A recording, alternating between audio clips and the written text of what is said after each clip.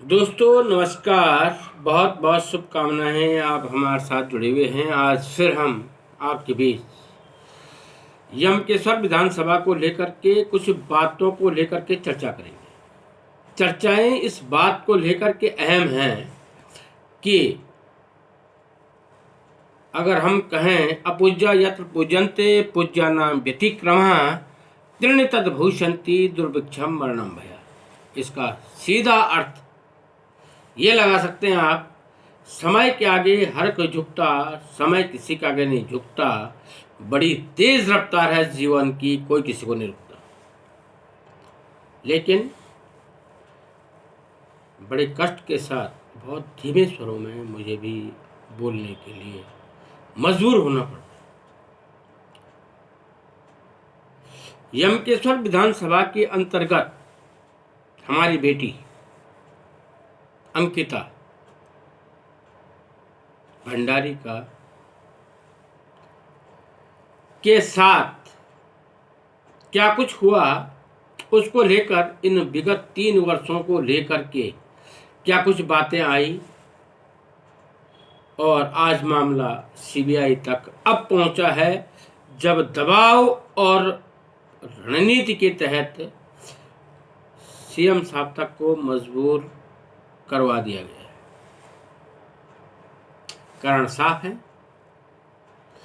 बनंतरा resort के अंदर जब जेसीबी चलाई गई, जब वहां फिंगरप्रिंट्स मिटाए गए और प्रदेश की बेटी, देश की बेटी चीला नहर में अपना शरीर समाहित कर लेती है। उनका शरीर किसी ने समाहित किया या किसी के द्वारा उनको वहाँ जल समाधि दी गई, ये भी बड़ा सवाल है। दोस्तों, समय बलवान है। यमकेश्वर विधानसभा ऋषिकेश से लेकर के कोटद्वार दुगड्डा तक को अपने आप में समाहित किए हुए हैं। और इस विधानसभा में आज भी इसलिए है कि लोग लघु संख्या और दृढ़ संख्या के लिए जाने के बाद पानी जुटाने के लिए मजबूर हैं। यहाँ लोगों ने अपनी मवेशियाँ बेच दी हैं। स्थिति भयावह है। पोखरी डांडा में अगर आप ईमानदारी के साथ अगर आप बात करेंगे तो लगेगा आपको कि वहाँ लोग आज भी रथ जगा करके 3:30 बजे के बाद जल जो है प्राकृतिक स्रोत से जुटाते हैं।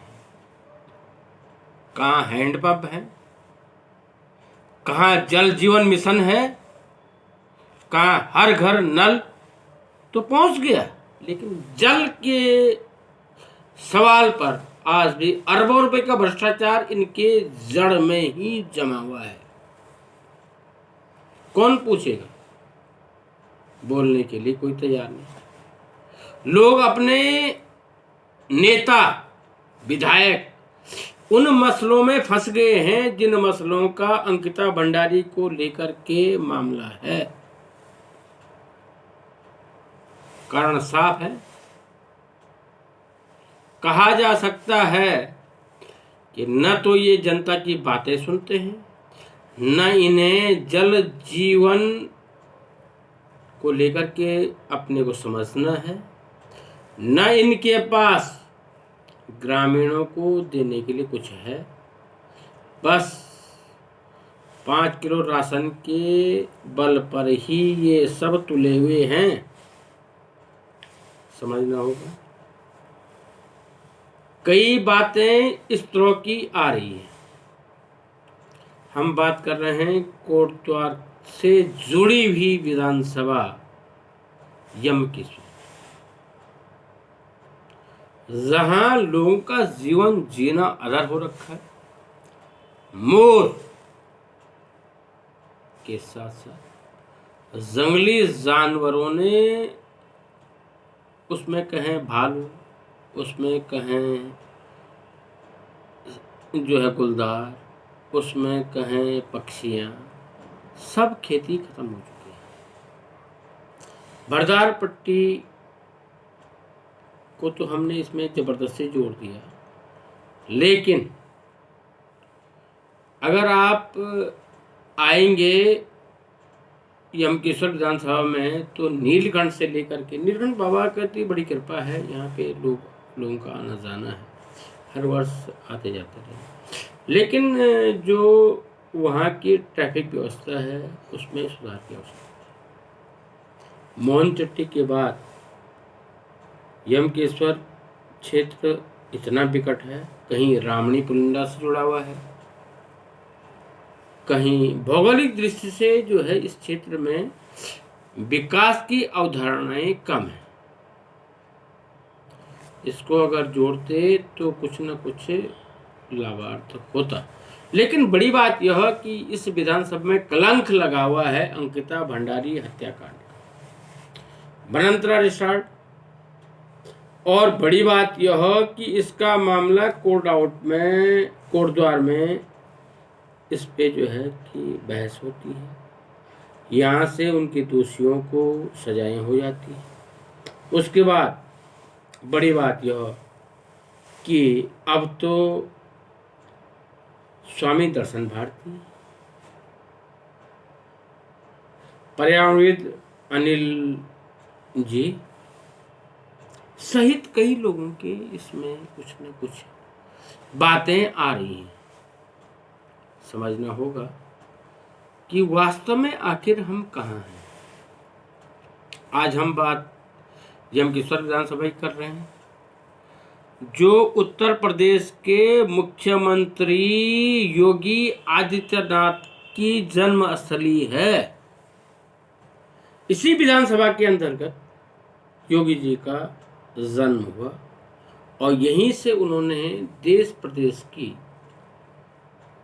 स्थिति को समझने और जानने का प्रयास किया।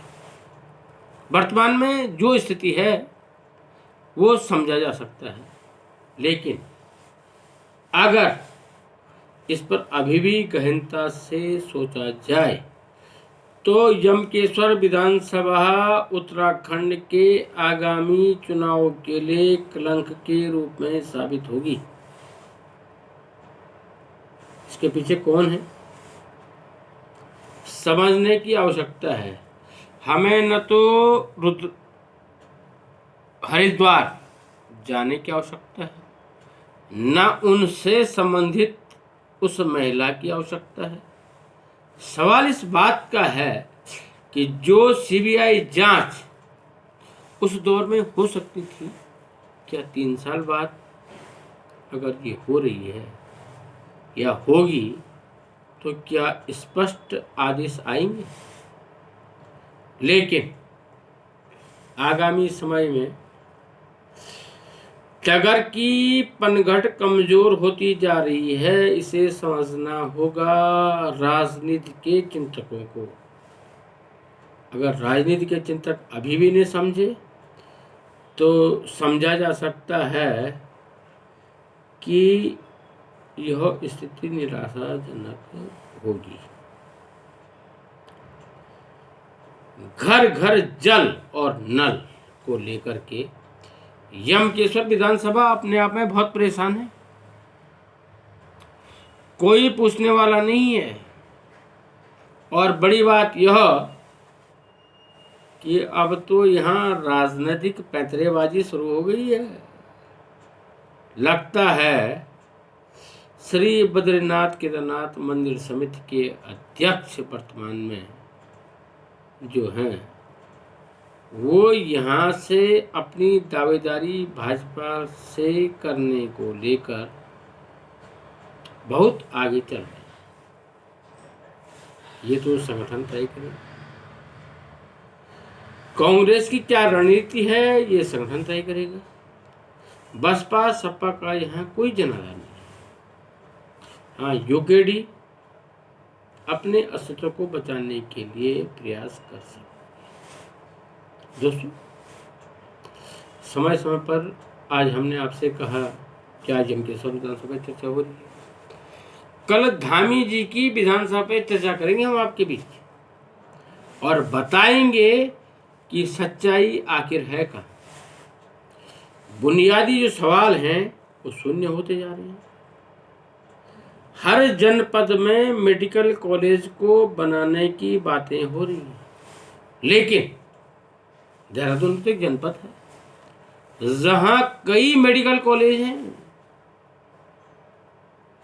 जनता के सवाल कौन सुनेगा? आखिर आप ऐसे ही चर्चा करते रहेंगे?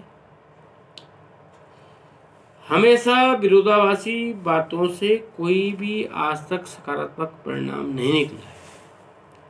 सुझाव और सहयोगात्मक बातें आपके बीच हमेशा होती रहेंगी, लेकिन जनता का इसमें भला हो